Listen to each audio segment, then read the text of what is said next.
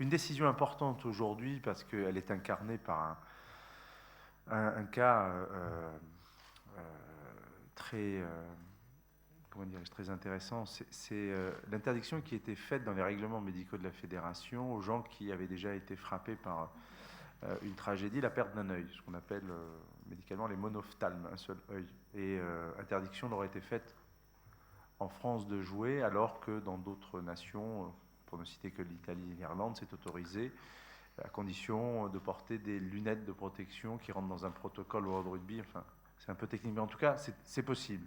Voilà. Et aujourd'hui, alors c'est un dossier que je connais bien parce que je m'étais occupé d'un joueur que vous connaissez qui s'appelle Cazenave, qui est un demi d'ouverture de Perpignan, qui lui s'est exilé justement en Italie pour pouvoir continuer de jouer alors qu'il avait a eu cet malheureusement accident lui faisant perdre l'usage d'un œil.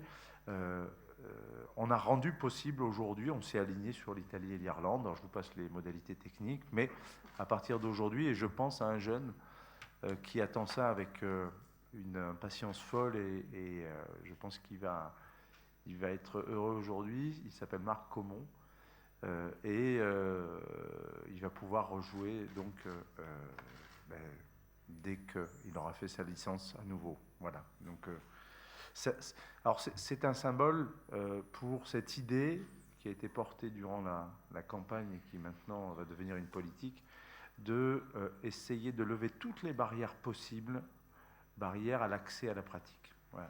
On a une fédération, Bernard, en tant que candidat l'a répété, maintenant en tant que président porte cette idée, une fédération est là pour faciliter l'accès à la pratique et le moins possible l'entraver dans une société très concurrentielle d'un point de vue des loisirs, des pratiques pour la jeunesse, etc. Plus on met de barrières et plus évidemment on risque d'éloigner, voire même de décourager certains.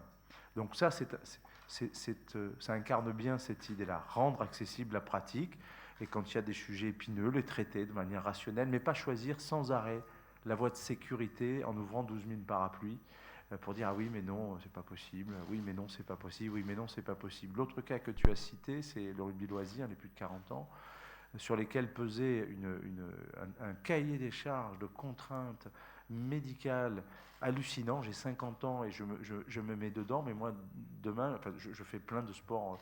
Enfin plein, je fais du sport et j'ai l'impression de pouvoir, si je le décide, de faire effectivement du rugby moyennant un certificat classique. Là aujourd'hui, sur ma population, sur celle de Bernard, il faut quasiment être hospitalisé 8 jours quoi, pour pouvoir jouer au rugby. Enfin, une espèce de disproportion. Alors, c'est pas simplement de la coquetterie. Bon, c'est d'abord l'idée que ces gens-là veulent jouer au rugby.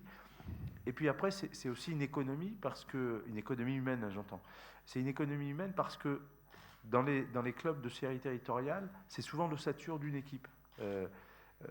C'est la première ligne, c'est les vieux papas, comme on dit, qui ont plus de 40 piges et qui tiennent un peu la boutique.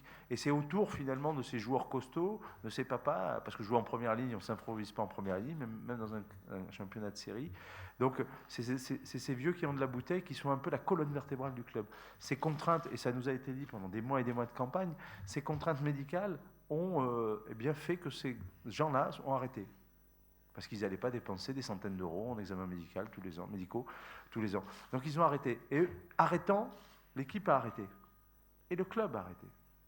Voilà, donc ce n'est pas simplement de la coquetterie ou un détail. Derrière, il y a cette économie humaine et cette économie de club.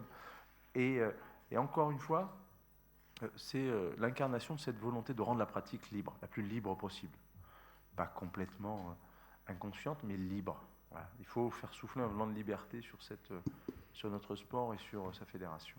Le dossier n'est pas traité. Là, on vient de nommer le président du comité médical, Thierry Armerel, et c'est un des dossiers dont il va se saisir très rapidement. Il n'y a pas de décision qui a été prise à ce sujet. La volonté est assumée, et le président Thierry Armerel, président du comité, a dit qu'il nous proposait quelque chose très rapidement.